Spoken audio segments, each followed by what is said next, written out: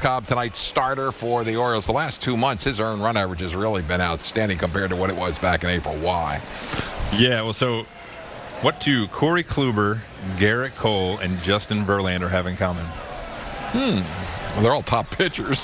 They are all top pitchers. They are all legit Cy Young contenders this year. They are all ranked lower in ERA than Alex Cobb is since the All-Star break, which is saying something. Oh, yeah. He's got a 2.65 since the break, which I think is 7th best in the American League. And it's not just everyone focuses on All-Star break, pre and post, so it's easy to hone in on those numbers. But really, it's been since that rocky start that he had. You know, I think people questioned whether when the Orioles signed him a week before the regular season started, how good can he be out of the gate? Obviously, he got roughed up early, but since then, you know, he's continued to dial it in. For him, the big difference has been the changeup, that splitter that he throws. It's really been dialing in. The first half of the season, hitters were batting .329 against that pitch. Since the break, 181. And I think it's just a matter, you know, I was talking to Caleb Joseph earlier today, and he said it's just a matter of feel.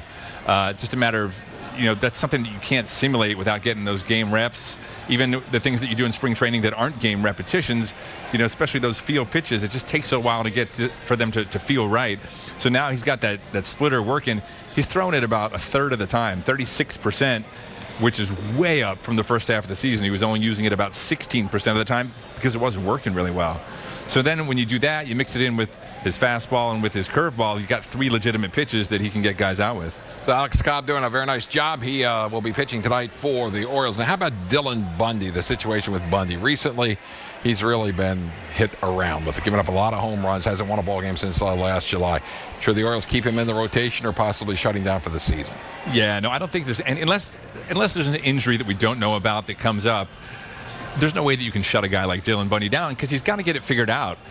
Sure, he's been getting lit up. He's given up tons of home runs, 37 home runs he's given up, which is the most in baseball, 7 more than the next closest guy. He's not going to set a record for home runs. Luckily, Bert Blyleven gave up 50 in a season, so he's got a ways to go for that.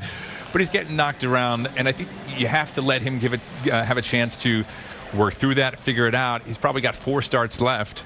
And if he can right the ship and kind of get that groove and feel good again, all of a sudden you've got some momentum going into the offseason and going into next year. If you shut him down, short of an injury, you know, that sends a bad message. And Dylan Bundy's as competitive a guy as they get. I can't imagine he's going to walk into Buck's office and go, you know what, shut me down. I'm done. It's just not, I don't think it's in his DNA. I mean, any big leaguer, really, they're all competitors, but I can't see that happening. So I think they just keep running him out there until he figures it out and becomes the guy that they know he can be. And with 19 games left to play, Bundy probably could get as many as 4 starts before the season is over. Check out Eddie Matz on ESPN.com. Does a great job covering the Orioles and the Nationals.